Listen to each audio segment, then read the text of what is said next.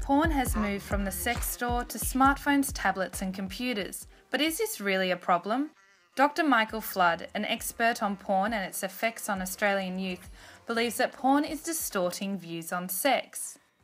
Porn shows men behaving in rough and violent and coercive ways to women, and I think some young men are learning from that that's what sex is. That's what sex looks like. That's how you should treat your female partners.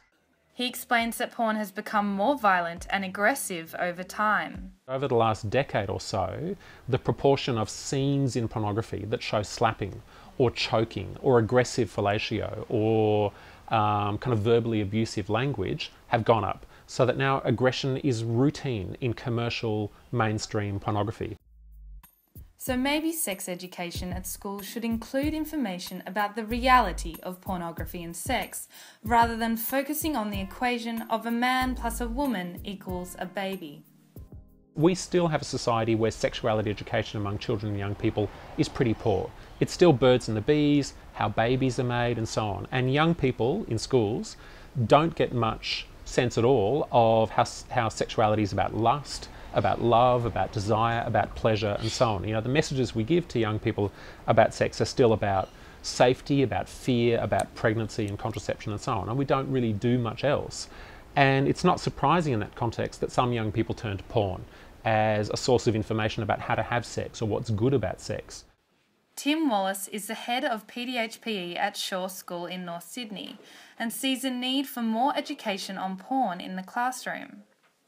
Look, it's not specifically part of the curriculum. I mean, it's not written into any syllabuses and so on, but certainly it is something that some staff would touch on when they're talking about, you know, relationships and obviously adolescent male issues. So I think it's really important. I mean, we look at relationships and we look at respect and that type of thing, and I think that's probably an area where we can incorporate some education around this. And also that pornography often gives young men the idea that the sort of things they see when they're watching porn is something that, you know, all girls are going to be interested in, and that it gives them the right to behave in that way. Although porn is often unrealistic, many young men are using porn as sex education and are copying what they see online.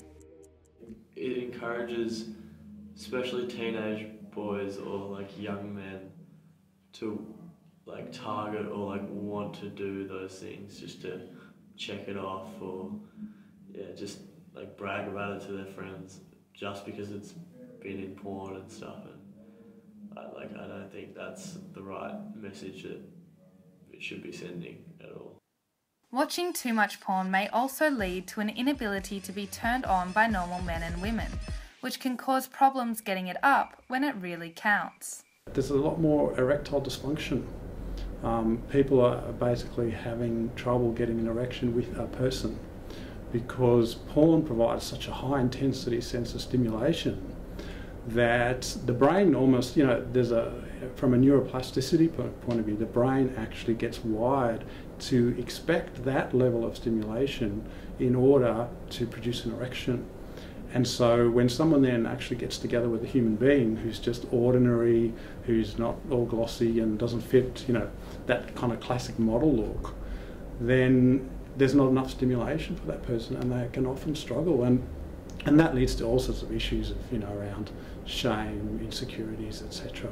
So if you feel like you have an issue with porn, then firstly, you're not the only one. There are a lot of people out there. Try and reach out.